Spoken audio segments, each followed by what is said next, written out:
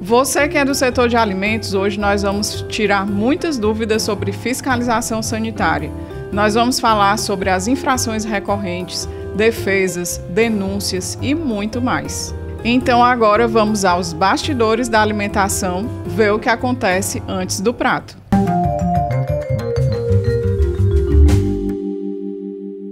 Seja bem-vindo ao Antes do Prato. Aqui nós falamos com profissionais do setor, fornecedores, empresários e todo mundo que faz parte dos bastidores da alimentação. Eu sou Elaine Marques, diretora da Conduzir Consultoria. A Polipis oferece às indústrias de alimentos as soluções mais avançadas e eficazes para a execução de pisos, uma garantia de qualidade e segurança para a sua obra. E você aí que tem uma distribuidora de alimentos, ainda manda o seu catálogo em PDF ou então numa planilha de Excel, tá na hora de ter a sua loja virtual, modernizar aí a forma de vender da sua distribuidora. Então entre em contato com a plataforma Meu Fornecedor que eles vão te ajudar. Para algumas pessoas do setor de alimentos, quando a gente fala de fiscalização, dá logo um frio na barriga, né? Para outras pessoas, isso está mais dentro da rotina e as coisas fluem melhor. Eu tenho certeza que você que está aí prefere estar naquela categoria ali de que as coisas fluem melhor. Para isso, precisa ter conhecimento, entender, mergulhar, para evitar os erros. E aí, a nossa intenção hoje aqui é desmistificar.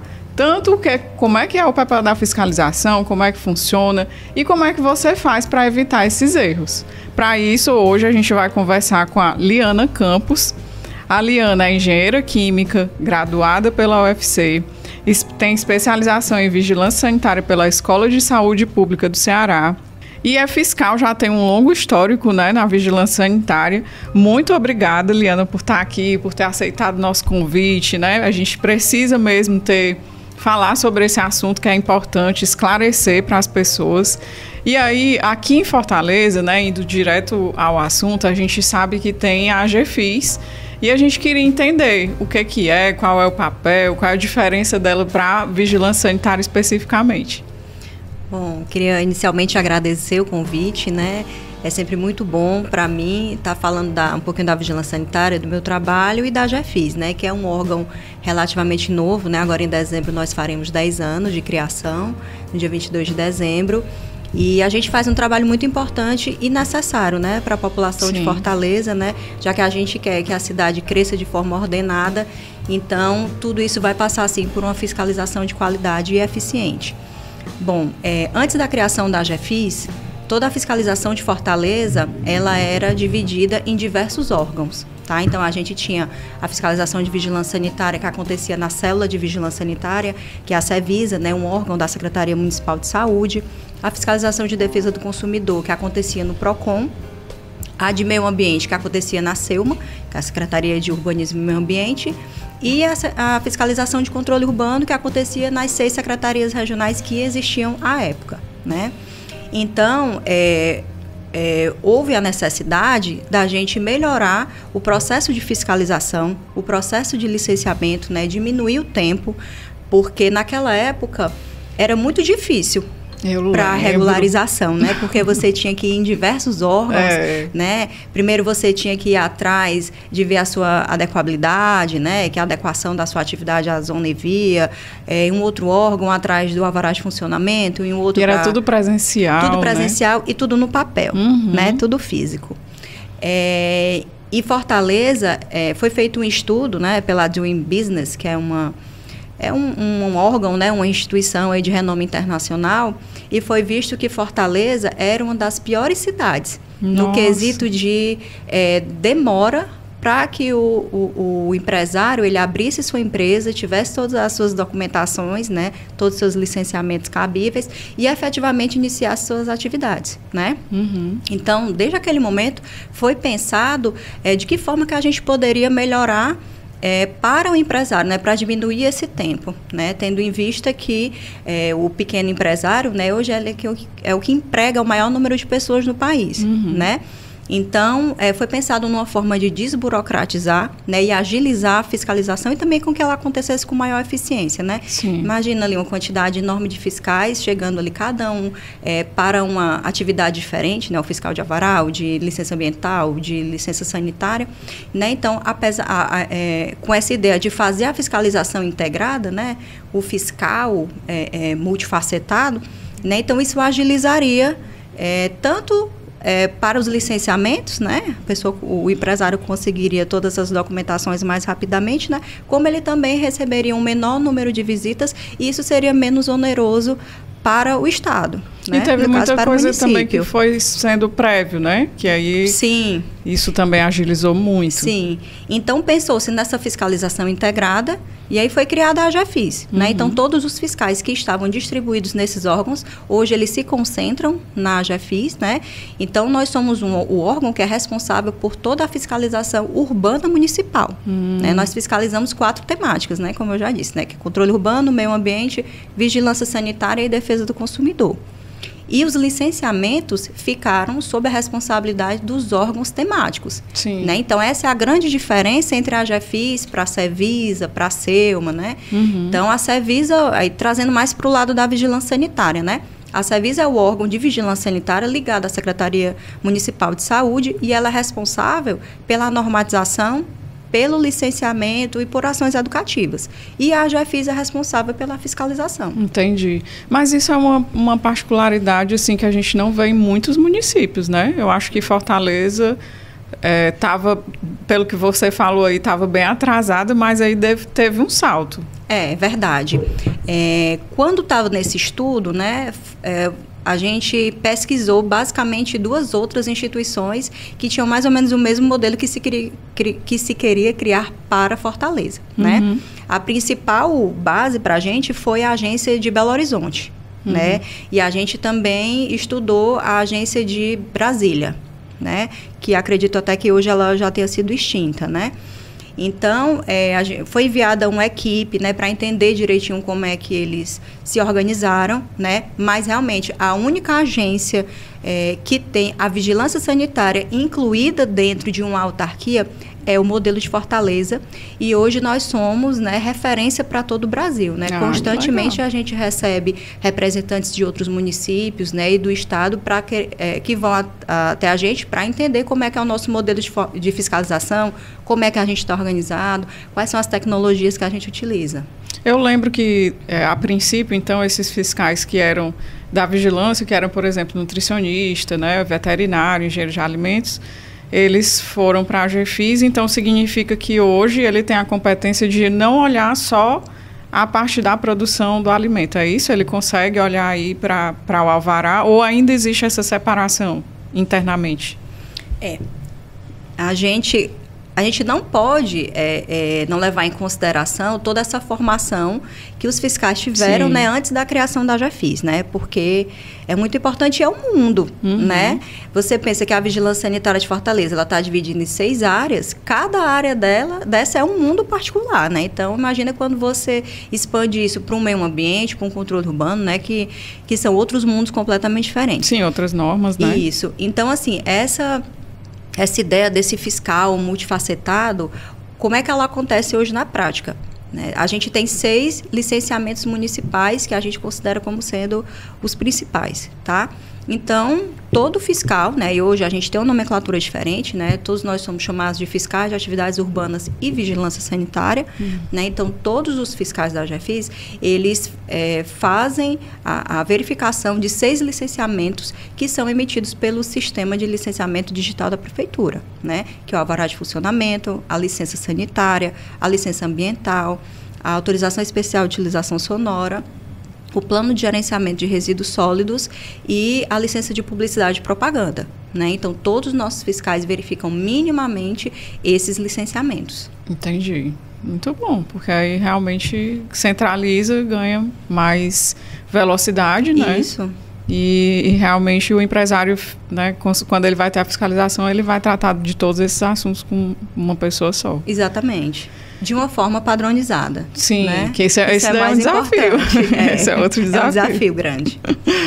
E aí, você falou aqui das várias regiões, né? Hoje Fortaleza está dividido por regional, Isso. né? Então, acho que é uma coisa que a gente pode até esclarecer como é que funciona essa divisão. Pronto. Atualmente, Fortaleza está dividida em 12 secretarias regionais, tá? E nessas 12 secretarias regionais, a gente tem uma quantidade variada de bairros e de territórios, né, dentro de cada uma delas.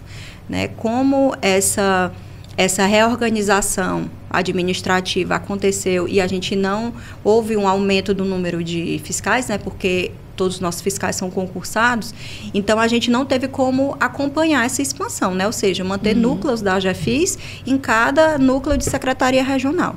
Né? Portanto, hoje a gente possui 7 núcleos, que são as gerências regionais de fiscalização integrada. Elas estão presentes em 7 das 12 secretarias regionais. E nós temos uma 8ª gerência, que ela fica localizada na sede da AGEFIS, que é a GEPLAI, que é a Gerência de Plantões e Atividades Especiais, que ela é responsável pelas fiscalizações noturnas, né, aos finais de semana, feriado, né? Mas para a vigilância sanitária a gente tem uma outra particularidade, né? Nós só temos atualmente 4 núcleos de vigilância sanitária, tá? Mas não quer dizer que nenhuma área de Fortaleza fica desassistida, não. Cada uma tem o seu território já bem definido e todos os seus fiscais lotados, né, nesse núcleo. E aí culmina, né, na fiscalização de todo o território de Fortaleza. Uhum. Então, é uma forma mais interna de organização, mas todo mundo aí... Isso. Não estou naquela regional, mas tem o núcleo que vai abranger aquela regional lá. Isso, porque a gente busca a capilaridade do serviço, né? Tá mais próxima da população. Até o ano passado, a gente estava também presente nessas 7 secretarias regionais, né? Com fiscais de vigilância sanitária. Mas, realmente, a gente tem um número bem reduzido. Então, o último concurso foi o quê? 2010. 2010, 14 anos. A gente está na expectativa, né, que seja publicado aí um novo concurso, né? E acaba que eu acho que pode, né, deve sair também alguém, né?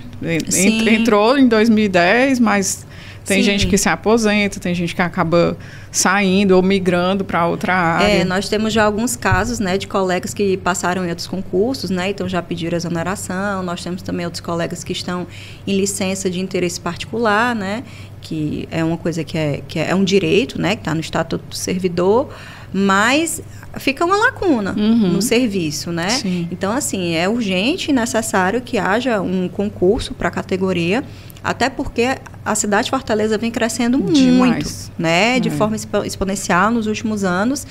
E, como eu disse, para a gente ter uma Fortaleza com um crescimento ordenado e sustentável, isso passa por uma fiscalização organizada, né? E atuante. Sim. E aí a gente sabe que existe a separação aí dos estabelecimentos de médio, alto, né, e baixo risco. Sim. Como é que funciona essa classificação? Bom, a gente segue a classificação da Anvisa, né? Nós temos algumas legislações municipais que determinam isso, né? Como o Código Tributário, o Código da Cidade, né?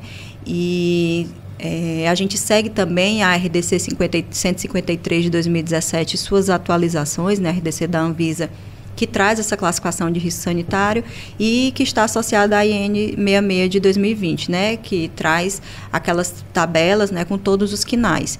Então, a gente tem um sistema, né, da Prefeitura, o sistema de licenciamento digital, que por ele o cidadão ele pode fazer a consulta de adequabilidade locacional. Essa consulta ele pode fazer quantas vezes quiser, ela é gratuita. Eu acho que o pessoal fica com medo, sabia? Vou falar aqui, né, que eu estou no intermediário. Tem medo assim, será que eu vou fazer essa consulta e vai cair lá no sistema da vigilância sanitária e eles vão aparecer aqui? Eu já ouvi isso. Não, assim, é lógico que a gente faz um monitoramento das consultas que são emitidas. Mas não nesse sentido, né? Entendi. Mas é no sentido que alguns profissionais, né, algumas pessoas, elas ficam querendo manipular o sistema, né? Colocando a atividade, retirando, para ver qual é o risco que vai cair, se está adequado ou não. Então, é nesse sentido que a gente faz um monitoramento, certo? Entendi. Mas ele é obrigatório. A consulta de adequabilidade locacional é a primeira coisa que o empresário tem que fazer. Né? Antes de alugar o estabelecimento, né? O local de fazer qualquer reforma, assinar qualquer coisa. O que a gente indica é que ele faça uma consulta de adequabilidade locacional para ver se aquelas atividades ou aquela atividade que ele pretende desenvolver naquele local, para ver se está adequada, né? Porque a gente tem aí a Lei de Uso e Ocupação do Solo de 2017, que ela trouxe algumas restrições, né? Então, é necessário, na verdade, que ele faça essa consulta e, a partir da consulta, todos os outros licenciamentos são emitidos, né? Então, é importante que as informações que sejam colocadas, né, elas sejam verdadeiras, né? Porque quando você vai emitir o alvará de funcionamento e a licença sanitária, a primeira informação que o sistema vai pedir é o quê?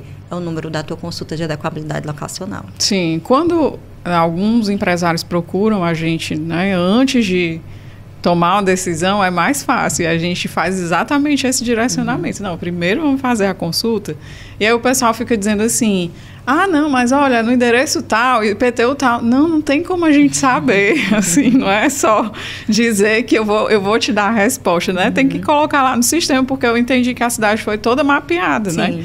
Então, não tem como alguém dizer, naquela rua ali dá, né? Tem que ir lá para o sistema jogar e ele vai cruzar as informações. Isso. Não é isso? E a pessoa vai saber, porque às vezes naquela rua não pode ter uma indústria, naquela rua não pode ter, por exemplo, um supermercado, né? Pelo tamanho da área, enfim. Então, realmente, é só na consulta. É imprescindível. E ele também é um norteador, né? Porque, além dessa adequação de zona e via, ele também traz... como o empresário ele coloca lá as atividades, né, em forma de KNAI, então sai a classificação de risco também, né, baseado na Instrução Normativa 66 da Anvisa.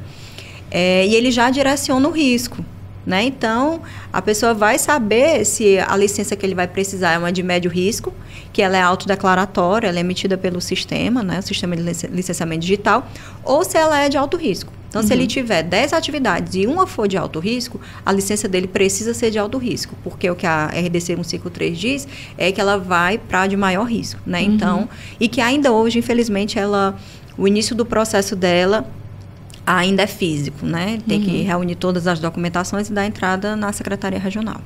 Sim, mas aí, voltando nessa questão do baixo, médio e alto risco, eu entendo, né, que tem algumas pessoas que vão lá e elas tentam ver o que é que vai fazer, né, para se encaixar, mas eu acho que também surge a dúvida de essa fiscalização, quando chega lá, ela vai se comportar de uma forma diferente? O nível da cobrança é maior quando é um estabelecimento de alto risco? A legislação é a mesma, né? Por exemplo, a gente tem estabelecimentos de baixo, médio e alto risco em que a gente aplica a RDC 216 de 2004, né? Então, a legislação é a mesma. O rigor não vai ser diferente. O que acontece é o seguinte, a gente tem procedimentos operacionais de fiscalização, a exemplo do que os estabelecimentos precisam fazer, né? E nesses procedimentos a gente coloca a legislação cabível e a cada item da legislação, seja ele artigo, parágrafo, inciso, o que seja, a gente atribui critério técnico, né? Esse critério técnico, ele diz quando deve ser notificado e quando deve ser autuado. Né, isso é importante para a padronização das ações de fiscalização, né, que era um problema que a gente tinha antes da GEFIS, né, da criação da GEFIS.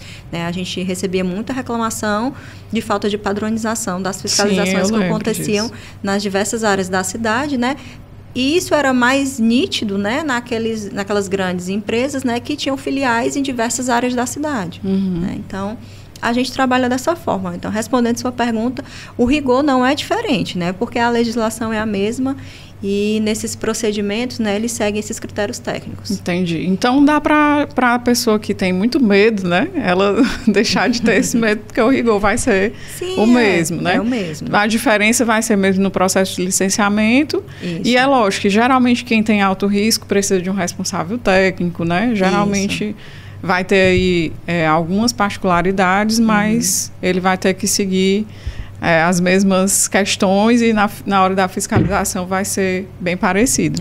Isso. E aí, falando sobre essa questão da padronização, eu acho que era uma coisa que valia a gente esclarecer como é que vence esse desafio, né? Porque são pessoas diferentes, né? De qualquer forma, cada um ali com a sua personalidade, divididos em regionais diferentes. e com esse olhar que são de diversos estabelecimentos, né? E aí, como é que vocês conseguem minimizar? Bom, esse é o meu trabalho, né? Atualmente, eu estou à frente da gerência de elaboração de planos de fiscalização da diretoria de planejamento da GEFIS, né? Mas, na prática, o que é que eu faço? Eu sou responsável pelo planejamento das ações de vigilância sanitária. Então, lá a gente faz a padronização, né? Através da elaboração de procedimentos e roteiro de fiscalização, né? Então, para cada tipo de estabelecimento, é assim? Atividade. Para cada atividade. De atividade. Fazemos também os planos de fiscalização, né, que são as operações, né, que acontecem, pode ser ou numa época específica do ano, ou numa região específica da cidade, ou planejamento geral de vigilância, né, de fiscalização e vigilância sanitária. E também somos responsáveis pela capacitação, né? Então, como estratégia para a gente fazer a padronização, né, que era uma das principais metas que a gente tinha que atingir, a gente faz a elaboração desses dois instrumentos, né, procedimento e o roteiro de fiscalização. Para a vigilância sanitária, a gente adota mais um modelo de procedimento de fiscalização, né? Então, ele é feito para as atividades, né? Ele tanto tem para as temáticas de vigilância sanitária, né? Como eu disse, a gente tem 6 temáticas, né? A gente tem alimentos, veterinária, farmácia, química e saúde, né? Que ela é dividida em enfermagem e odontologia. É importante ressaltar que todos os nossos fiscais são de nível superior, tá? E todos eles têm formação afim à área que eles fiscalizam, tá? Então, a gente elabora, né, esses procedimentos e eles têm um checklist, né? E nesse checklist são atribuídos esses critérios técnicos que determinam, na verdade, quando o fiscal deve proceder com a notificação ou com a lavratura de um auto de infração. E nós também temos outros tipos de procedimento que eles são comuns a todas as áreas. Por exemplo, a gente tem procedimento para apreensão, para interdição, para coleta de alimentos, para coleta de água, para atendimento de denúncias, né? Então, é dessa forma. A gente ainda não conseguiu elaborar todos os procedimentos para todas as áreas de fiscalização, mas a gente está bem pertinho. A gente tem quase 70 procedimentos elaborados. Até o final do mês, a gente espera homologar mais uns 9 ou 10 procedimentos. Entendi. E aí, falando dessa questão, assim, de que tem os padrões, né?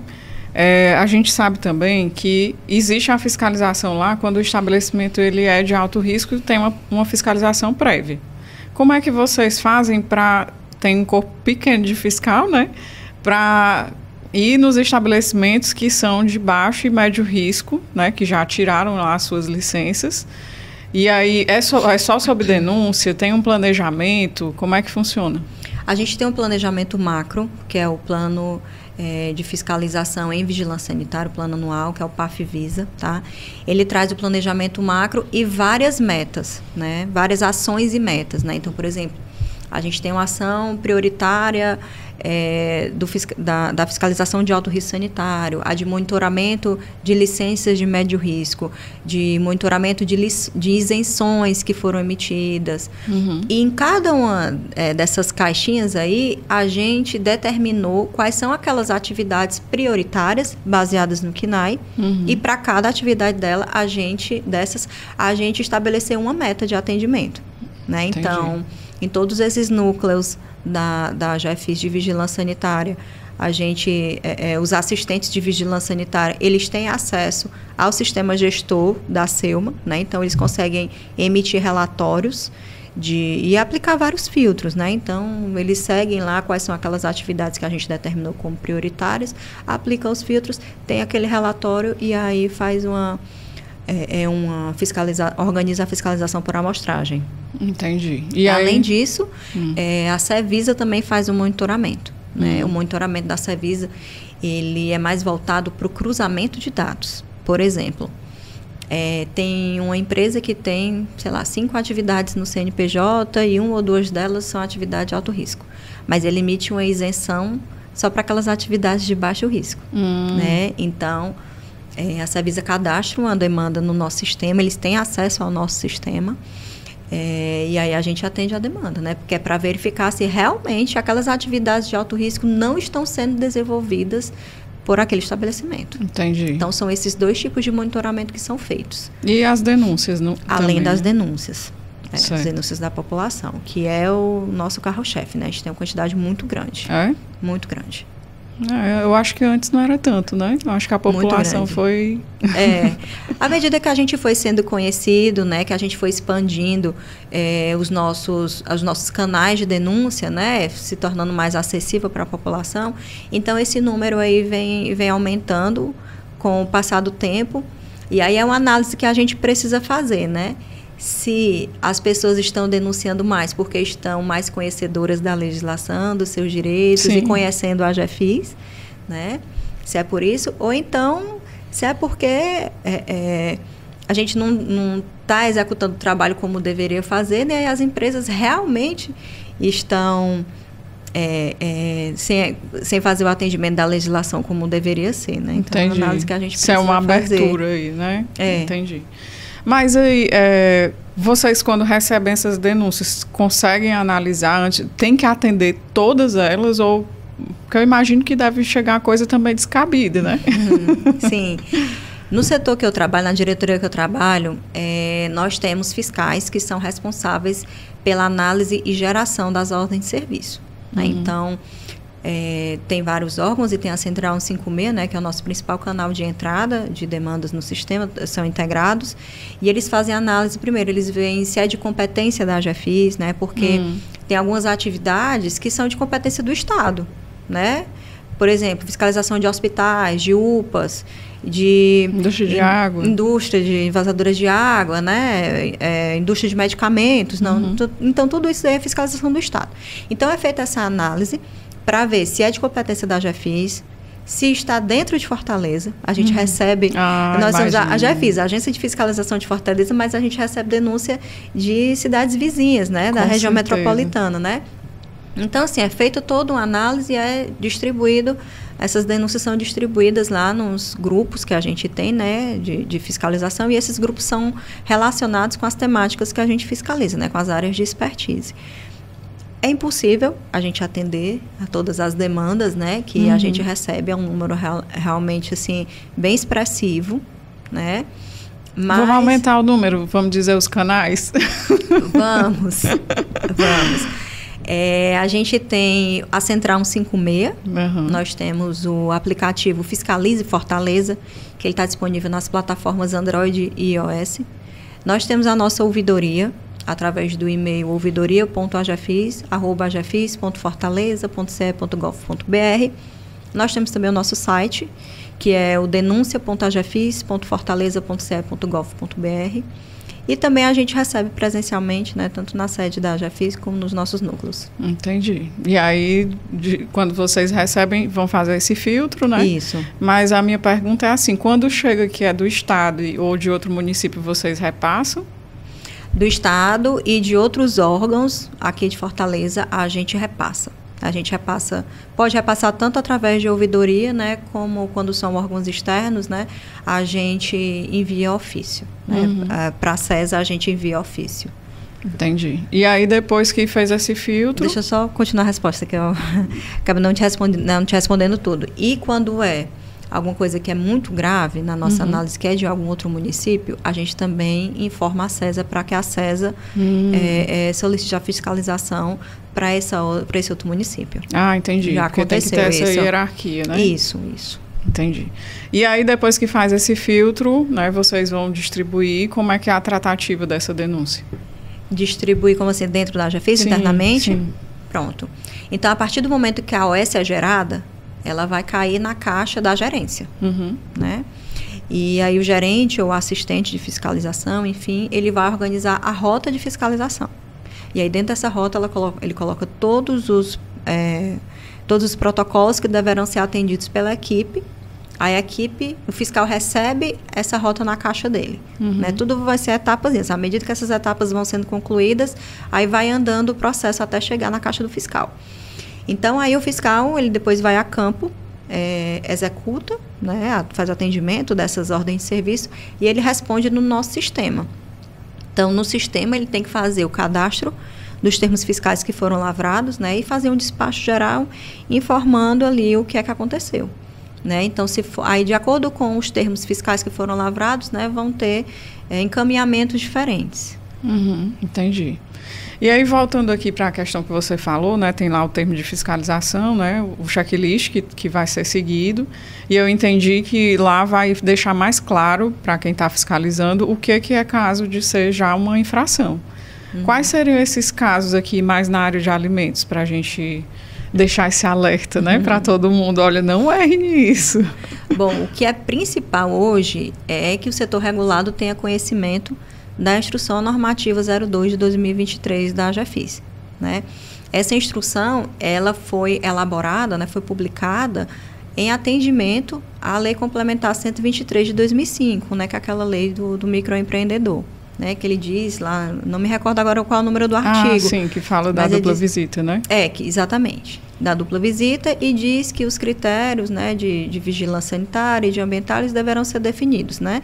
Ou seja, aquelas situações em que mesmo que a empresa seja minha EPP, aquela situação é tão grave que eles vão ser autuados em primeira visita, né? Então, essa instrução normativa, ela é muito importante porque ela traz essas situações. Sim. Né? Trazendo aqui para o nosso assunto, a questão de PIA completa. Né? É muito comum que a gente encontre ainda locais que não tenham PIA completa na área de manipulação. Aí seria já uma infração. É uma infração e é auto de infração em primeira visita. Entendi. Que aí é bacana da gente reforçar isso, né? Porque às vezes é uma coisa que parece tão... Isso. Ah, não, isso aqui não é... Outro caso que a gente encontra também, grave infestação de pragas. Né? Ou então a venda, a exposição de produtos sem registro. Né? Por exemplo, um queijo que ele precisa ter um CIA ou um CIF, ele não tem, está sendo ou comercializado ou exposto ao consumo, né? Então, essas são outras situações que, se constatado, serão autuados imediatamente. Entendi. A gente estava falando aqui das infrações que podem acontecer na primeira visita, né? Mas aí era bom a gente esclarecer também o que é que vocês mais encontram. Aí eu queria que a gente fizesse assim, uma separação entre restaurante, supermercado e indústria. Ok. Né? Eu acho que tem muita coisa em comum entre os três. Mas vamos deixar bem claro que é para quem estiver aí assistindo se identificar. Eu sou dono de um restaurante, não vou correr esse mesmo erro que é o que vocês mais encontram. Pronto. Os três vão ter algumas situações que é muito comum que a gente encontre, né? Infelizmente, que é a questão de higienização, de limpeza, de organização, de conservação. Né? Para mim que trabalho na vigilância sanitária, é muito triste a gente ainda verificar em campo que restaurantes, supermercados ou indústrias falhem em organização, limpeza, em colocar produto em cima de pallet, sendo que as legislações, né, estão postas, a 216, que é para serviços de alimentação, desde 2004, e a 275 de indústria de alimentos desde 2002. Né? Então, aí, minimamente 20 anos, né, que as legislações estão postas e a gente continua encontrando essas mesmas não conformidades, né? E um fato interessante é que a gente imaginou que após a Covid, né, fosse ter uma preocupação maior, um cuidado maior com a higienização e com a limpeza e organização, principalmente, mas não, a gente vem observando que piorou, né? E eu posso afirmar isso com certeza que piorou, porque a gente tem uma ação de avaliação da qualidade dos produtos na indústria de alimentos. Né? Que leva lá para o LACEN, né? Que a gente faz a coleta de produtos e de água. E essa semana, na terça-feira, a gente fez a apresentação para os responsáveis técnicos. E a gente apresentou tanto os resultados das análises, como também as 10 principais não conformidades que foram encontradas, né? E aí a gente fez a diferenciação desses itens da RDC 275 e da RDC 267, que é a de gelados comestíveis, né? E era incrível, assim, os 5 itens das duas eram semelhantes, né? Era com relação à conservação e higienização de piso, parede e teto. Sim, né? Que é bem básico, né? Aí quando a gente vai para supermercados, além disso, a gente encontra também problema com relação à validade dos produtos,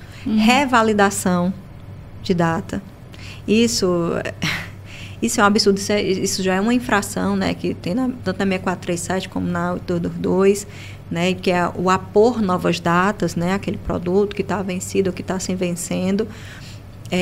Eu vou só fazer um parêntese aí, né? Porque eu lembro que teve um fiscal que ele fazia compra numa loja que eu era gerente de qualidade lá.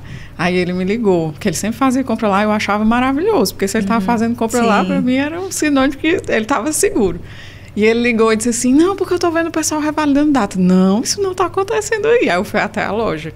Quando eu cheguei lá, ele estava refazendo o preço, né? E aí isso é uma coisa que às vezes traz essa sensação de que naquele momento ali eu estou trocando a data, mas dentro do supermercado tem muito essa frequência, né, de porque tem que acompanhar o preço do concorrente, enfim, são fatores lá internos e às vezes um produto troca de preço 3 vezes no mesmo dia, né? E aí eu acho que a gente pode também deixar claro aqui que mesmo esse processo, né, dentro do supermercado, tem como ir lá na balança e eu colocar a data original que aquele produto ali foi pesado. Então, eu vou conseguir fazer a troca de preço e eu não vou mexer na validade daquele produto. E aí, a gente garante as duas partes, né? Sim, verdade. Mas nessas situações, era realmente a revalidação constatada que acontece principalmente pelos produtores, né? Os promotores. Né? Os promotores, né? Outra situação também, hoje a gente tem essa diversificação do segmento de supermercado, né, que eles estão indo também para a parte de serviços de alimentação, né, colocando buffets e tal. E é ótimo, né? No mesmo lugar você almoça e faz suas compras, né? Para o consumidor isso é excelente. Mas alguns deles estão fazendo sushi. E sushi, você sabe que é um alimento muito crítico, né? Muito perecível, que são cuidados redobrados. Inclusive, existe uma portaria municipal específica para sushi, né? Então, é muito comum a gente encontrar irregularidades com relação à manipulação de sushi, né? E pragas, né? Comum, principalmente na área de DOCA ou na área de FLV, né? E frutas, legumes e verduras, né? Então, no recebimento e no horti é mais comum, né? Isso. Aí, restaurante, quando a gente vai para restaurante, além da questão de higiene, limpeza, organização, né, a gente tem aquela questão da execução de procedimentos propriamente dita, né, a questão de etiquetar, de mistura de gêneros, né, de descongelamento de forma inadequada, né, esse tipo de coisa. Na indústria, eu esqueci de falar um ponto importante, que é a questão do acompanhamento do RT, né? A gente se depara com uma realidade que para nós é muito crítica, né? Porque a gente tem um responsável técnico sendo responsável por diversas empresas, né? E a gente sabe que ele não exerce aquela carga horária que está prevista no contrato. Sim. Né? E a gente consegue observar isso, não só porque é difícil encontrar um RT numa indústria, quando a gente chega lá. É incrível como a gente chega na indústria, oh meu Deus, o RT acabou de sair daqui. Sempre acontece isso, né?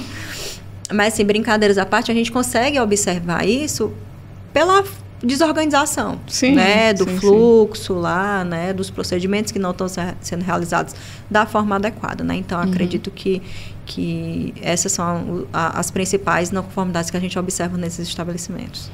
E aproveitando aí essa questão, né, que você falou da indústria, uma das coisas que tem aqui para a gente conversar é sobre isso. Assim, vocês notam diferença quando tem um acompanhamento ali de um profissional e quando não tem? Sim. Com certeza. Mesmo que ele não esteja lá durante a visita, né? Mas... Não, com certeza, com certeza. Não só... A gente espera realmente que ele não esteja lá, né? Porque a média é que o contrato ele vá 2 horas na semana, sei lá, 4 horas na semana, alguma coisa do tipo. Né? São poucas as indústrias que têm um profissional que fica o dia inteiro lá. Né? São pouquíssimas, são só aquelas maiores mesmo, né? Que tem condição de bancar esse profissional. E também por causa que elas vão executar a RDC como tem que ser, né? Se você for fazer um programa de análise laboratorial, né? Você vai precisar de uma pessoa lá responsável até mesmo para fazer aquelas análises, né? Então, assim, é muito com relação a isso que eu te falei, né? A desorganização e você não seguir os procedimentos, né? As boas práticas como deve seguir, né? Eu entendo, assim, também Eu falo muito isso também para quem está no dia a dia, né? Eu digo para eles assim, olha, se vocês estão correndo da gente, né? Que tá ali para atender, para ajudar. É lógico que quando a gente chega no estabelecimento e todo mundo faz aquela corrida, né? A gente já nota que tem alguma coisa que não está ok. E eu imagino que quando vocês chegam é a mesma coisa, né? Chegou a fiscalização e vê aquele movimento, né? Tem coisa que já vai ficando assim notório, né? Então é pelo comportamento, eu acho, né? Por isso pelo que você está falando. Chá de cadeira. Deixa a gente do lado de fora, tomando chuva. Sol e chuva. Acontece. Sim, entendi. Então, assim, quando isso acontece, a gente já vai com um outro olhar. Talvez aí, nesse caso, não me recordei na hora que você perguntou, mas talvez nesse momento a gente vá com maior rigor, com um olhar mais atento, né? Sim. Porque uma empresa que assim, a gente sabe que há um temor pela fiscalização, né? A gente tenta todo dia desmistificar isso, mas acontece, né? Mas uma empresa que trabalha direito, né, não tem por que temer. E nem a empresa que não trabalha tão certo assim. O nosso principal papel como vigilância sanitária é proteger a saúde da população, né? A GEFIS, como ela faz a fiscalização de vigilância sanitária, nós estamos incluídos no Sistema Nacional de Vigilância Sanitária. Portanto, somos integrantes do SUS, né? Sim. Devemos aí obedecer todas as diretrizes e os objetivos do SUS, né? Então, está dentro do nosso escopo de fiscalização fazer a parte educativa, né? A gente não vai dar uma de consultor, né? Não vai dar uma consultoria dizendo assim, olha, você tem que fazer dessa forma ou dessa outra forma. Não. Como é que a gente trabalha da forma educativa? Através da lavratura de notificações. Sim. Né? As notificações, nelas são concedidas prazos para adequação. Né? Então, eu acho que isso aí é uma coisa bacana assim, de a gente tocar, porque isso ajuda a desmistificar, né? Sim. Que quando chega fiscal, todo mundo se treme mesmo, é normal. É verdade. E aí a gente tenta o tempo inteiro conscientizar as pessoas, olha, não precisa ficar nervoso, são pessoas também, né? Vamos receber bem, vamos conversar, vamos falar a verdade, porque eles vão notar, então vamos dizer, né? E aí eu acho que tem esse medo do papel também, né? E se a gente faz essa distinção da notificação e da infração, que até hoje muita gente não consegue entender, muita gente recebe aquele papelzinho, pronto, na cabeça deles, eu já vou receber uma multa, daqui a pouco já vou fechar, e não é assim, foi né? multado, não tem nem multa lá, mas diz que foi multado. Então acho que valia a pena a gente explicar direitinho, assim, quais são os termos que vocês podem deixar, porque a gente diz assim agora, ó, a missão, receber um papelzinho, olha primeiro o que está escrito lá em cima, né? Isso. Antes de responder, eu vou só falar um pouquinho sobre o que é o ser fiscal, né? Sim. Eu sempre brinco que, quando eu era pequena, eu não tinha sonho de ser fiscal e acredito que ninguém tenha esse sonho, né? Mas foi uma oportunidade que apareceu, né? Fizemos o concurso e acredito que todos nós fomos picados pelo mosquitinho da vigilância sanitária. É uma coisa viciante e apaixonante, né? E assim... associado a esse trabalho que a gente gosta de fazer, que é apaixonado e que se dedica, que estuda, tem um outro viés de que a gente sofre muito, batem muito na gente, né? Nós temos vários estigmas, né? Que a gente tenta também desmistificar, né? E também é uma profissão muito difícil. Muito difícil. Porque imagina, você ir fiscalizar, a gente fiscaliza do mais rico até o que tem uma condição mais precária, né? E como eu disse, a legislação é a mesma. Vocês vão para lugares perigosos, né? Vamos para lugares perigosos, somos ameaçados, somos agredidos, né? Nós temos fiscais que quase chegaram a óbito no exercício da profissão. Nós temos fiscais que são perseguidos, perseguição de carro. Sim, porque nós temos fiscalização de poluição sonora noturna, que somos acompanhados pela polícia e mesmo assim já fomos alvejados, né? Já recebemos pedrada. Então, assim, Todos nós somos trabalhadores, né? Pais e mães de família, assim como o empresário, como o setor regulado. E para a gente é difícil, a caneta pesa. Né? Então, é muito difícil você lavrar um termo de apreensão, um termo de interdição. Porque a gente sabe que a gente vai impactar diretamente ali na situação econômica daquela pessoa, daquela empresa. Né? Então, para a gente é muito difícil. O que conforta a gente é que a gente tem uma legislação, a gente está embasado por ela, porque a gente não pode fazer nada que não esteja escrito em legislação, né? E a gente está fazendo aquilo ali em prol da saúde da população. Sim. Né? Então, a gente sempre vai priorizar isso, né? O coletivo em detrimento do individual. Né? E respondendo à tua pergunta, né? Com relação à diferença entre os termos fiscais que são lavrados, a gente tem a notificação, que era o antigo termo de intimação. Tá? Ainda bem que mudou, né? O nome, mudou o nome. Mas essa notificação não tem nada a ver com aquela notificação judicial. Né? Qual é o principal objetivo dela? É listar todas as não conformidades que foram encontradas. E é importante frisar que essas não conformidades, elas são aquelas que não oferecem um risco iminente à saúde da população. Portanto, pode ser concedido um prazo para adequação. Que aí vai ser uma estrutura física, né? Era bom a gente dar um exemplo. Tudo que contém na legislação. Tudo que contém na legislação. Aí a gente tem uma padronização interna, que de acordo com o tipo de não conformidade que foi constatada, a gente relaciona a um prazo. Tá? Então, a gente tem aí de um prazo curtíssimo, que ele vai até 5 dias úteis, e tem o prazo mais longo, né? Que ele vai até 45 dias, certo? Então, por exemplo, grandes obras, compra de equipamento que vem de fora, aí são 45 dias úteis. E agora, por exemplo, problema de limpeza, de higienização, grave infestação de pragas, é um risco iminente, altíssimo. Então, até 5 dias úteis de prazo, né? Já o auto de infração, ele é lavrado em 2 circunstâncias. Primeira, quando o termo de notificação não foi cumprido, né? Então, o descumprimento de atos emanados pela autoridade sanitária é uma infração sanitária.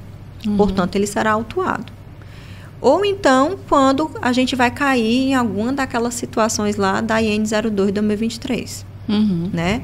Não só aquelas, né? Mas outras situações também. Aquelas são as principais. Né? Então, são essas 2 situações. O auto de infração, né? Nessas situações aí, a gente também lista as não conformidades encontradas. Só que a diferença é que essas não conformidades, elas oferecem um risco iminente à saúde da população ou são um descumprimento dos atos emanados. Né? Então, assim, a pessoa já estava ciente que aquela situação estava errada. Ela foi comunicada daquilo e ela não fez nada, né? Ela não se adequou, então ela vai ser autuada. O auto de infração, ele tem um prazo de defesa de 15 dias. Né? A 64, apesar da gente ter a Lei Municipal 8222 de 98, que traz as infrações sanitárias municipais, todo o processo administrativo sanitário é baseado na 6437, né? Que é a Lei Federal de Infrações Sanitárias também. E ela traz o prazo de 15 dias. Né? E ela era silente, ela é, na verdade, silente com relação ao tipo de prazo, né? Se dias úteis ou dias corridos. Antigamente, até 2021, a gente usava dias corridos. Né? A partir de 2021, em que a gente publicou um decreto lá da AGEFIS, né? Que determina que todas as legislações que não traz essa definição de tipo de prazo, elas serão entendidas como dias úteis, né? Então, desde 2021, que todos os prazos de vigilância sanitária são concedidos em dias úteis. Portanto, as 15 dias de defesa são úteis também. Certo. Agora, sim, no caso de uma visita, né, que vocês constataram lá, vamos colocar aqui uma situação em que coloca em risco lá a saúde do consumidor, estavam, sei lá, vendendo produto vencido, né? Ele vai ter 15 dias para fazer a defesa. Isso. Tem defesa? Porque ele já está. Vocês constataram que ele estava vendendo, né? O que se faz aí? Porque é imprescindível que ele faça a defesa, né? A infração foi constatada, mas existem as penalidades cabíveis, né? Cada inciso lá do artigo 3º da 8222, ela traz uma série de penalidades possíveis. E no auto de infração, a gente sinaliza quais são essas penalidades. E uma delas é a multa. Então, não quer dizer que se você foi autuado, você foi multado. Não, você foi autuado, você vai passar por um julgamento. Após o julgamento é que você vai ter definido quais são as penalidades que foram aplicadas. E uma delas é a multa, certo? Por que é imprescindível que faça a defesa? Porque na defesa, ele vai dizer como ele se regularizou, né? Vai colocar provas de como se regularizou. E ele também vai colocar informações sobre a capacidade econômica dele, né? Que pode ser, se for uma pessoa física, o imposto de renda, ou se for uma pessoa jurídica, o imposto de renda, né? Dos dois, faturamento, né? Com isso, é analisada a capacidade econômica do infrator. E isso é importante para que seja majorado o valor da pena. Né? Desculpa, o valor da multa, né? Porque a 8222, ela traz faixas. Né? Faixas do valor de multa de acordo com a categorização, né? Se ela for leve, acho que é leve, grave e gravíssima, que a 8222 classifica, né? Então, é importante que ele faça a defesa, porque se ele for multado, né, a multa vai ser adequada de acordo com a capacidade econômica dele. Ou ele pode não ser multado, né? Sim, que é uma coisa que é bacana de falar, porque também é outra coisa, todo mundo entende lá do papelzinho. Uma das penalidades é a advertência, né? Sim. O que importa é que ele não cometa a mesma infração novamente, porque aí a gente já vai cair na reincidência, que é um agravante. Então, por exemplo, a gente fiscalizou o estabelecimento X e foi constatado a venda de produtos vencidos. Foi autuado, transitou em julgado, finalizou o processo. Retornamos um outro dia, foi constatado essa mesma infração. Então, como ele já tem um processo transitado e julgado naquela infração, para esse novo problema que foi constatado um tempo depois, ele já vai ser reincidente. Então, as penalidades vão ser mais severas, entendeu? Há um agravamento aí, porque houve a reincidência, ou seja, ele já sabia que aquilo ali ele não podia fazer, mas ele reincidiu. Entendi. E aí você falou aqui do prazo, né? Que quando demanda aí um equipamento, né? Alguma obra, são 45 dias. Mas a gente sabe que na prática, nem tudo dá para fazer com 45 dias. Dá para pedir prorrogação? Como é que faz? A gente não concede mais a prorrogação de prazo. Né? Vou te explicar por quê. Quando a gente concedia a prorrogação de prazo, a gente concedia sem poder. Porque era uma legislação municipal, né, um decreto municipal, que previa que o termo de intimação ele poderia ser lavrado de 2 a 30 dias e podendo ser prorrogado por igual período, não excedendo 90 dias, desde que há pedido. Ou seja, a pessoa tinha que pedir a prorrogação de prazo, certo? O problema é que esse decreto, ele trazia os órgãos a quem ele se referia. Né? Então, ele trazia as secretarias regionais e outros órgãos. Nós da Vigilância Sanitária trabalhávamos numa regional, mas nós éramos lotados na SMS. E a SMS nunca esteve no escopo desse decreto. Né? Então, assim, eu não sei dizer quando começou a concessão da prorrogação de prazo baseada nesse decreto, porque eu entrei em 2012, né, e essa prática já existia. Mas quando a gente chegou na AGEFIS, né, fomos integrados à AGEFIS e fomos fazer uma análise de todos os processos, a gente se deparou com essa problemática, né? E aí, acredito também que alguém em algum momento pode ter percebido que a gente não poderia fazer conceder aquela prorrogação de prazo. Mas como era uma coisa benéfica para o setor regulado, né, nunca tivemos reclamação. Com né, certeza. Na verdade, né? Então, isso foi um dos motivos para a gente estender o prazo e para transformar em dias úteis. Né? Porque antes o que a gente concedia, antes que a gente concedia era de 2 a 30 dias corridos. Né?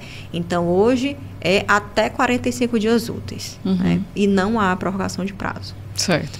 E em caso de, a gente falou aqui né, de autuação, mas quais são os casos de interdição de fato? Bom, a legislação ela não traz quais são as situações que devem ser, que são passíveis de interdição, né? O que ela traz é que a interdição ela deve acontecer como uma medida cautelar, né? Ou seja, para proteger a população, né? Então, na prática, como é que a gente executa a interdição? Quando a gente encontra uma situação de grave infestação de pragas ou de higienização precária, né? A gente pode fazer a interdição parcial, né, que é só um setor do estabelecimento. A gente pode fazer a interdição de um equipamento, né, já vi ou a total, né, que é do estabelecimento todo. Essa do estabelecimento todo, ela já é mais rara de acontecer, né? Então, é mais nesses casos mesmo, de grave infestação de pragas ou de higienização precária. A gente falou aqui que é possível fazer as defesas e você, inclusive, né, reforçou que é preciso fazer as defesas. Sim. Como é que acontece lá dentro? Quem é que vai julgar isso, né? Porque eu também já ouvi essa pergunta do próprio empresário. O que adianta eu fazer a defesa se quem vai olhar, o próprio fiscal, é lógico que ele não vai aceitar nada. Eles dizem, né, alguns comentários desse tipo. Sim. Excelente pergunta. A gente tem um setor, que é a Junta de Análise e Julgamento de Processos, que é a JAP. Ela tem um presidente, certo? E ela tem as câmaras temáticas e tem duas instâncias, né? A primeira instância é a Câmara Temática, a segunda instância é a Câmara Recursal, tá? A primeira instância, que é a Câmara Recursal, sim, ela é formada por julgadores que são fiscais. Esses julgadores estão lá porque participaram de uma seleção, fizeram a prova para estar lá. Então, certo? Não é o mesmo fiscal que... Eles não vão a campo, não, de jeito nenhum. Eles não vão a campo, eles são fiscais internos que são nomeados para serem julgadores, né? Inclusive, a gente fez a seleção no ano passado e, aos poucos, eles estão sendo substituídos, né? E como a gente já vem fazendo esse julgamento já há alguns anos, né? Então, ele já tem hoje como se fosse uma grade... de atribuição de penalidades, né, de como deve ser escrito aquele resultado do julgamento, tá? Não é padronizado porque, assim, a gente encontra ainda algumas inovações, né, em campo, algumas coisas diferentes que precisam adaptar e cada caso é um caso, né, principalmente porque devem ser analisadas as situações agravantes e atenuantes, né? Mas... o rol de infrações, ele já está posto minimamente desde 1977, né? Então, é feito esse julgamento em primeira instância. Se o infrator, ele não concordar com aquele julgamento, ele pode recorrer para a segunda instância. A segunda instância, ela é formada pela Câmara, que é chamada de Câmara Recursal, né? E ela é formada por representantes de órgãos da administração pública e também por órgãos da sociedade civil, exatamente para dar uma maior imparcialidade ao julgamento, né? Então, acontece casos, sim, de autos serem cancelados na segunda instância. Por isso que é importante que recorra também. Não, mesmo assim eu estou concordando. Não, vou recorrer porque é importante, mas também você pode perder um direito. Tem algumas legislações que dizem que se você aceitar, né, que você... Não, eu realmente errei, eu realmente infringi essa legislação, né? Reconhecer, eu posso ter redução na pena, né? Redução no valor de multa, né? Porque existem algumas legislações que já trazem realmente o valor de multa quando você lavra o auto de infração, diferente da lei de vigilância sanitária, né? Porque existe a faixa, por isso que quando a gente preenche o auto, a gente coloca lá a definir. Porque é uma faixa. Já no Código da Cidade, já traz o valor específico, então por isso que o fiscal já escreve lá o valorzinho da multa, né? Então, assim, como representante dessa Câmara Recursal, a gente tem, por exemplo, a Câmara de Dirigentes Lojistas, a FEComércio, a OAB, a Câmara Municipal, representante da SMS, do PROCON, da Secretaria de Conservação, né? Então, tudo isso foi pensado e organizado de forma que dê uma imparcialidade ao julgamento. Muito bom. A gente sabe que não conhecer a lei não é justificativa, né? E, ao mesmo tempo, é muita lei. É muita coisa, né? Para um empresário que está ali no dia a dia e tem várias atribuições, é muito difícil, às vezes, de se atualizar. Como é que ele pode ter mais recurso, né? Para se sentir mais seguro? A gente indica, né, que ele vá atrás de alguma consultoria, né, para ter um direcionamento que seja mais próximo, né, a ele, né. E também tem algumas organizações que elas servem para isso, né? A FEComércio, o SENAC, né? Sim, o Sistema S, né? O Sistema S, né? Eles dão até vários treinamentos, né? O que eu indico também é que eles não entrem numa área sem saber quais são as legislações que as regem, né? Porque... E também, assim, procurar se cercar de profissionais que são sérios, né? É muito comum, a minha área de fiscalização é a área da química, né? Então, é muito comum a gente encontrar o pessoal que faz sabonete aromático, vela aromática, saneante, na garagem de casa ou num quarto, né? E esses produtos são produtos de interesse sanitário, né? Você está fabricando um produto, então, minimamente, você vai ter que ter um alvará de funcionamento, uma licença sanitária, uma autorização de funcionamento da Anvisa e notificar ou registrar seus produtos. Então, eles não podem ser feitos numa garagem ou numa sala, né? Aí, muitas vezes, eles fazem um curso ou vê alguma coisa na internet, a pessoa ensinando, faça isso aqui para aumentar a sua renda. E não é bem assim, né? Então, essa é uma das situações que é muito ruim ser fiscal. Porque, num caso desse, a gente vai precisar apreender os produtos e interditar aquela atividade. Sim. Né? Até porque eu acho que nesse caso aí, em específico, né, entra numa concorrência até desleal, Sim. né? Porque, ao mesmo tempo, tem ali uma outra indústria que está fazendo, aí tem que ter laboratório, tem que mandar para análise, tem que ter um RT. E aí, cumprir uma série de exigências e... O consumidor final que está comprando, ele não tem como saber, né? Isso. Que foi feito na garagem e que o outro foi feito dentro da indústria. Exatamente. Então, é muito complexo e eu acho que o alimento não foge muito disso também, né? A gente tem situações aí parecidas, né? De que tem uma produção aqui que é feita de uma forma bem amadora e, ao mesmo tempo, tem do outro lado e o consumidor que está lá na ponta, ele muitas vezes não tem como saber. Né? Com certeza, com certeza. A gente também faz as ações educativas, né? Para tentar tanto sensibilizar o setor regulado como o próprio consumidor ou futuros profissionais, né? A gente tem algumas ações com faculdades, né? Que é exatamente visando isso, né? Que as pessoas conheçam, né? Tanto os seus direitos como suas obrigações, né? É muito importante que as pessoas se apropriem. E no site também tem, né? Vai ter alguma licença, lá tem escrito, né? Quais são os documentos, o que tem que anexar, quais são as leis que tem que seguir, né? Então, também tem informação que a pessoa, buscando um pouquinho, ela vai conseguir. Ela consegue. E a Anvisa também, nos últimos anos, ela vem muito investindo nas capacitações EAD. Né? Então, hoje você entra no site da Anvisa e tem diversos treinamentos lá, de diversas áreas, de diversas atividades diferentes. Então, assim, se você procurar, você vai achar e vai achar informação de qualidade. Muito bom, então. Você nota, assim, consegue dizer qual é a área mais negligenciada, assim, quando vocês visitam uma produção, falando de alimentos, né? Ou dentro de um supermercado, dentro de um restaurante, tem alguma área, assim, que é sempre a que chama a atenção? Tem. Indústria, o que a gente vem observando bastante agora, não é uma área especificamente, mas um tipo de procedimento que eles deveriam realizar, né? Que não realizam, que é o controle de qualidade. Né? A 275 ela traz que eles têm que fazer a análise laboratorial dos produtos, né?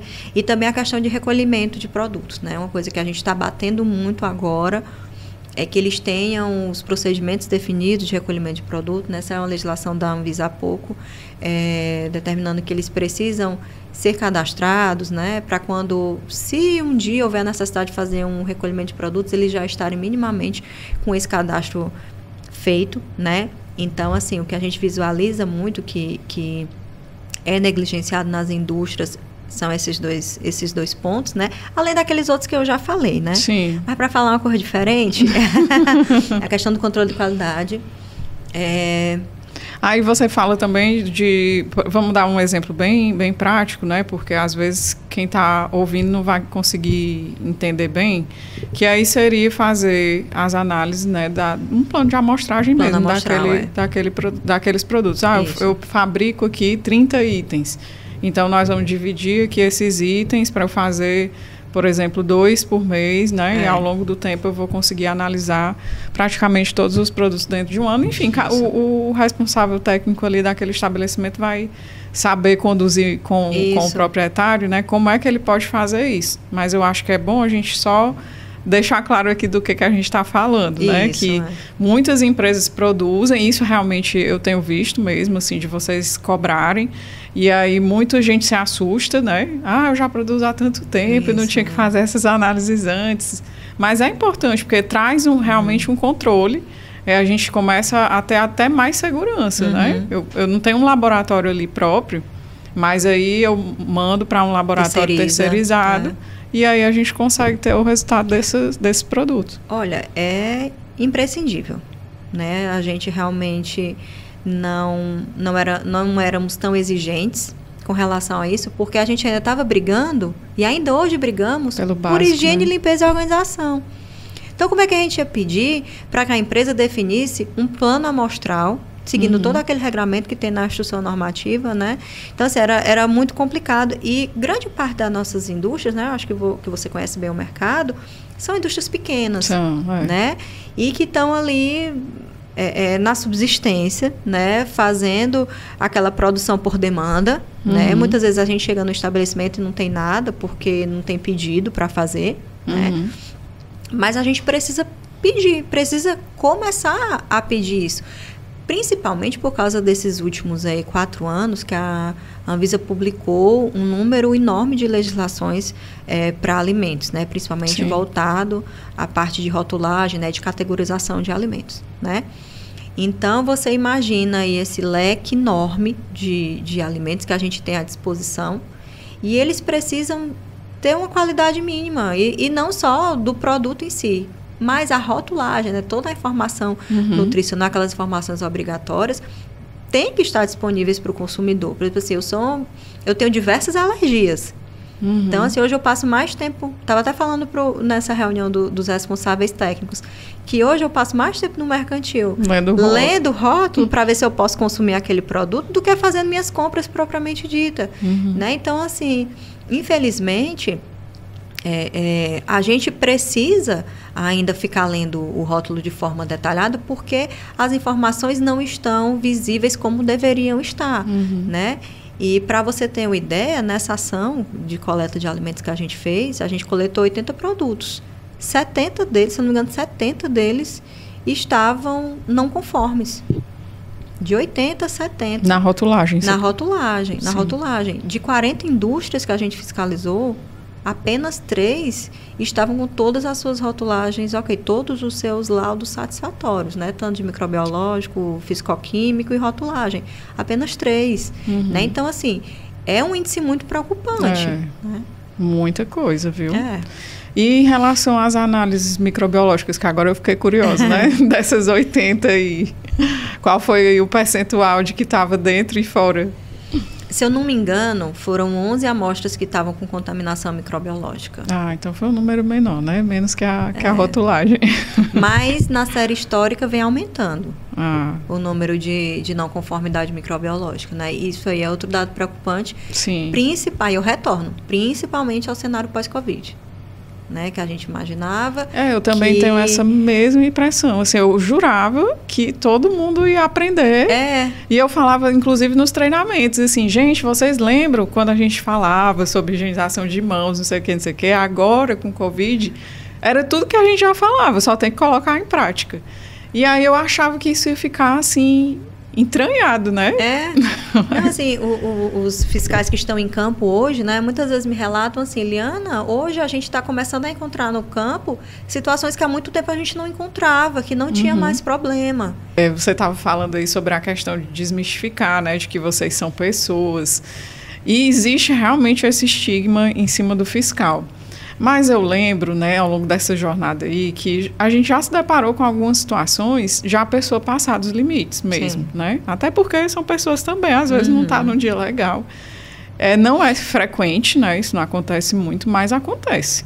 O que é que a pessoa que está sendo fiscalizada pode fazer? Porque fica uma situação, eu digo que às vezes, não que eu presenciei, né? Mas de ser em alguém que a gente atende, o proprietário ficar aos prantos depois, assim, sem saber o que fazer, já, porque a forma como foi tratado foi muito discrepante, até a gente se assusta, porque não é comum, né, disso acontecer. O que é que dá para fazer? Como é que essa pessoa tem que se comportar?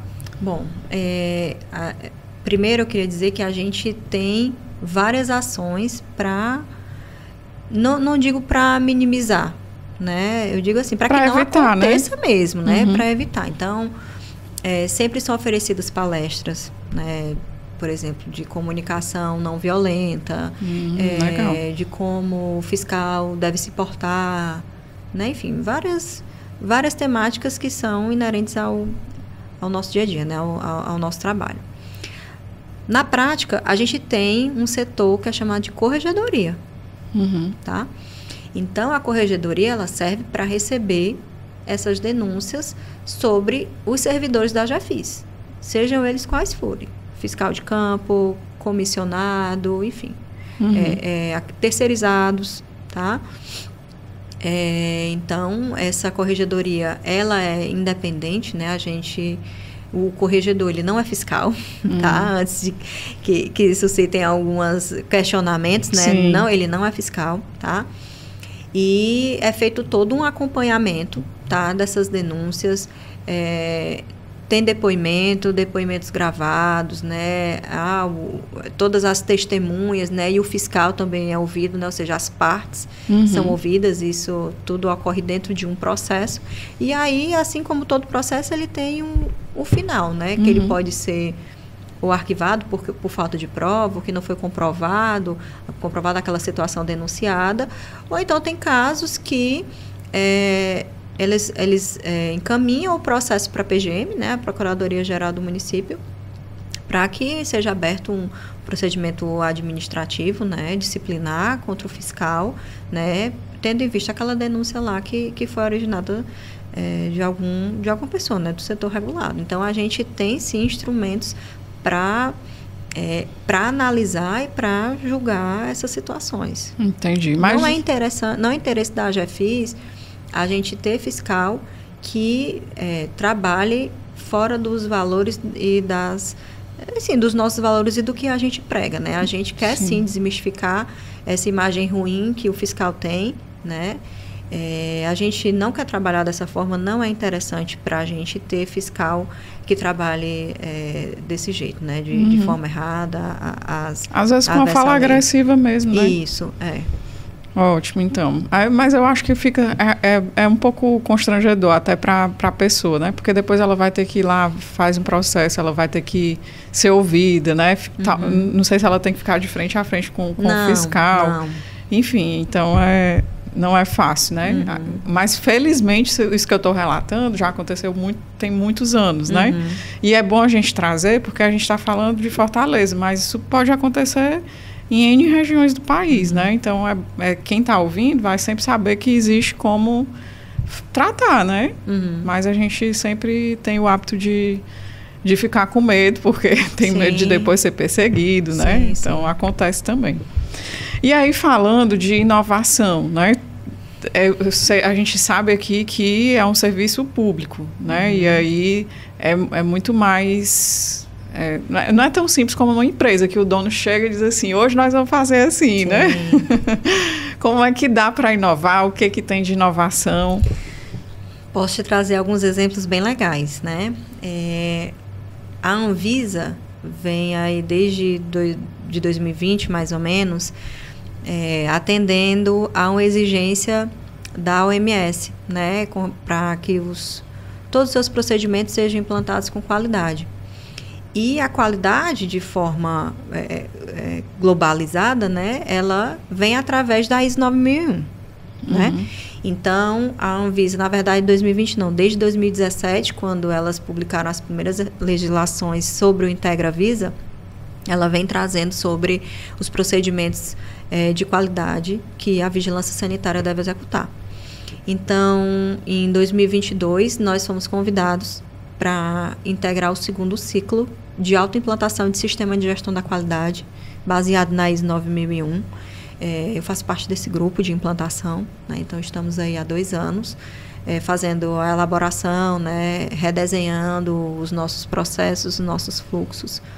A gente tem um objetivo aí que daqui a alguns anos a gente certificar, né, na ISO um dos escopos de fiscalização, que é exatamente essa ação das indústrias, né, que foi o escopo dentre as diversas ações de vigilância sanitária, foi esse que a gente escolheu para iniciar a autoimplantação do sistema de gestão da qualidade.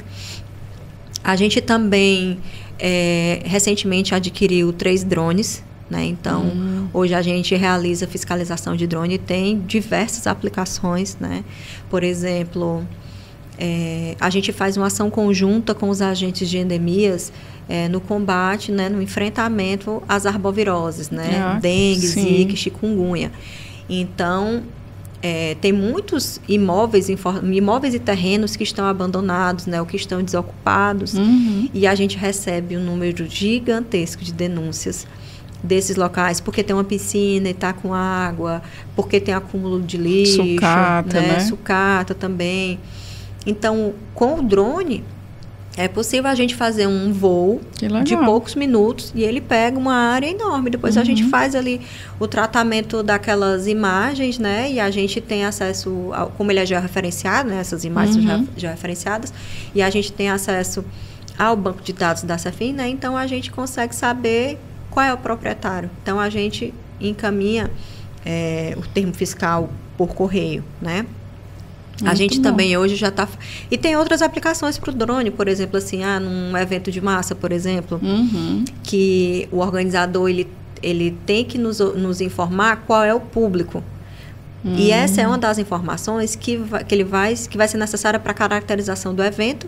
E aí tem um somatório de pontos e, ao final, esse ponto vai relacionar com a estrutura mínima de saúde que ele deve prover.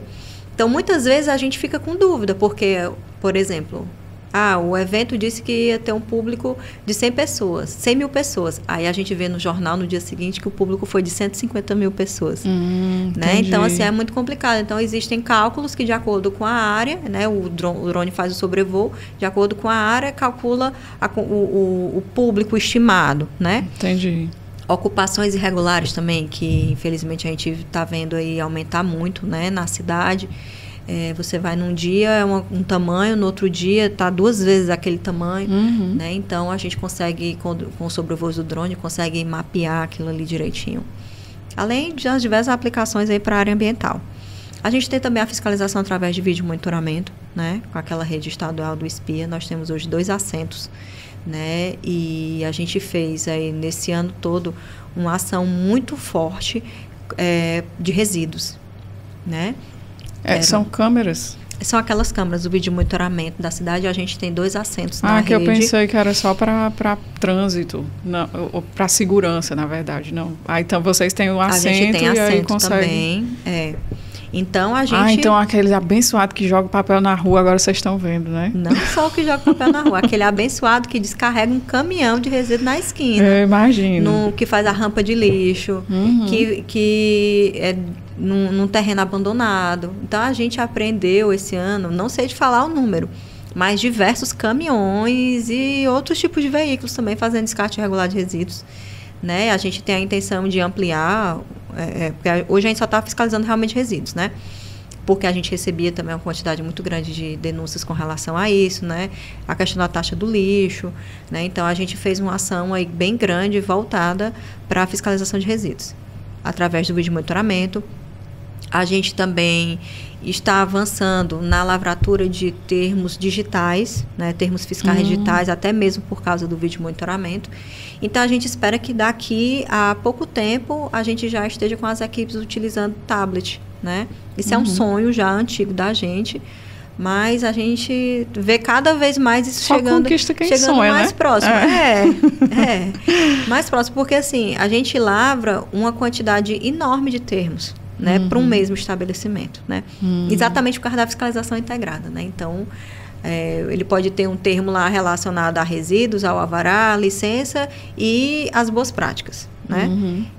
Eles podem ter também a folha de complementação. Então, o fiscal escrever tudo aquilo ali à mão, então demora mais ainda a fiscalização.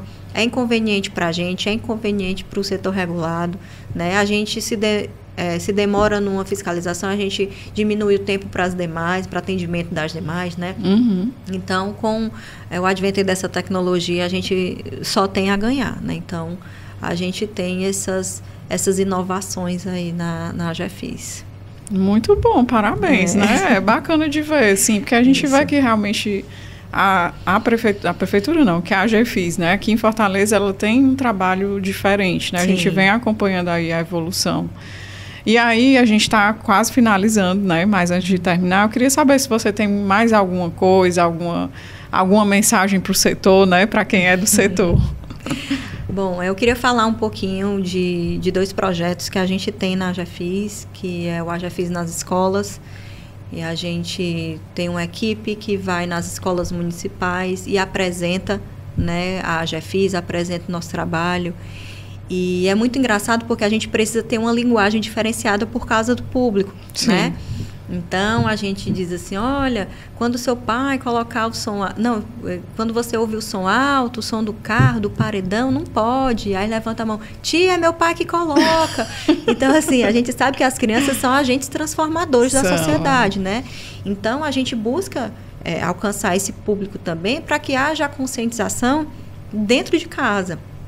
A gente tem um outro projeto que a gente vai iniciar, que é o AGEFIS Cidadã, que a gente vai fazer esse mesmo projeto que faz na AGEFIS nas escolas, mas nos espaços públicos, né? Praça, parque, por exemplo, no terminal, né? A gente espera que em 2025 ele seja implantado.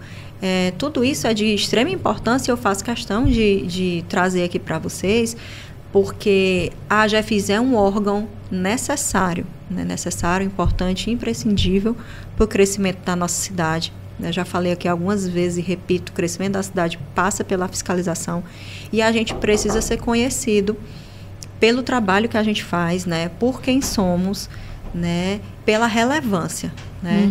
Então, dito isso, eu queria mais uma vez aqui agradecer a oportunidade, dizer que a AGEFIS está de braços abertos para receber todos que queiram saber um pouquinho mais do nosso trabalho, tirar dúvida.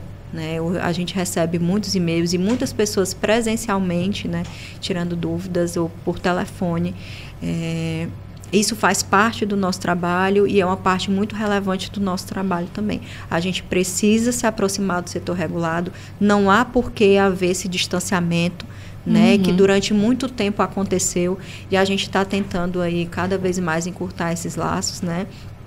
Tanto que o fato de eu estar aqui participando dessa conversa agradabilíssima com você faz parte desse projeto da AGEFIS de aproximação com o setor regulado e de desmistificar essa imagem, né?